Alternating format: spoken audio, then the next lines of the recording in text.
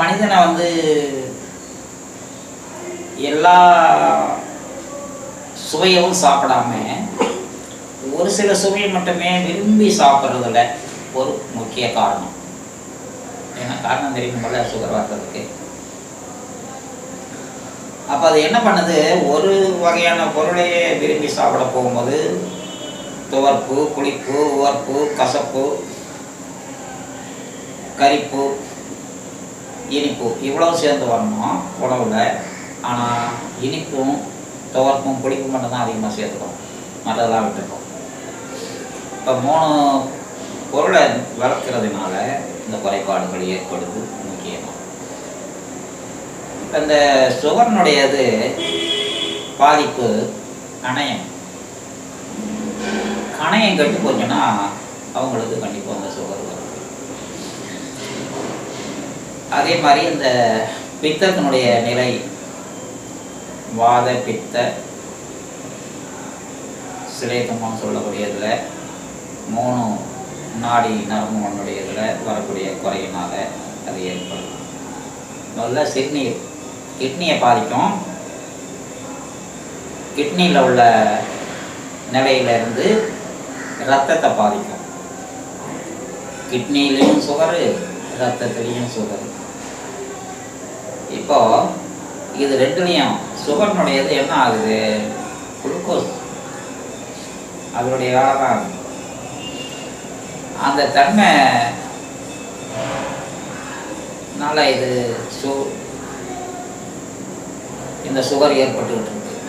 இதுக்கு எளிய முறையில் சில மருந்து உபயோகப்படுத்திக்கிட்டிங்கன்னா கூட கொஞ்சம் நல்லாயிருக்கும். இது என்ன மருந்து, நீங்களாகவே அதை இது பண்ணிக்கலாம். மருந்து கிடையாது, சாப்பாடுலாம். என்னென்ன சாப்பாடு, வரகு அரிசின்னு சொல்லிட்டு இப்போ ஓரளவு மார்க்கெட்டில் எல்லா இடத்துலையும் கிடைக்குதுன்னு நினைக்கிறேன். அப்படி கிடைக்காதவங்களுக்கு தொடர்பு பண்ணிங்கன்னா அதை வாங்கியும் கொடுக்க முடியும். வரகு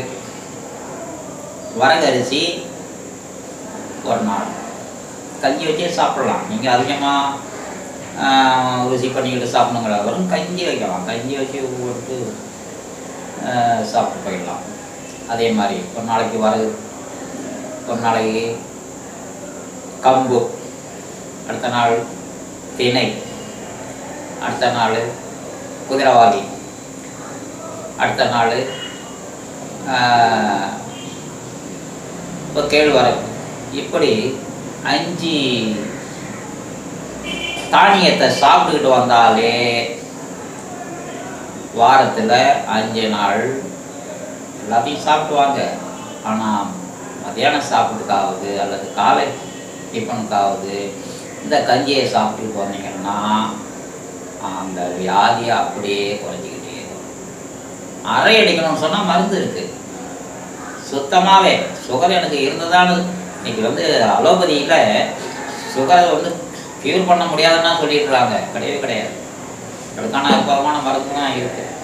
அந்த மருந்து சாப்பிட்டாச்சு சுத்தமாக நமக்கு சுகர் இருந்ததா அப்படின்னு தயாராக மாறிடும். அப்படி மருந்துகள்லாம் அற்புதமான மருந்துகள்லாம் இருக்குது.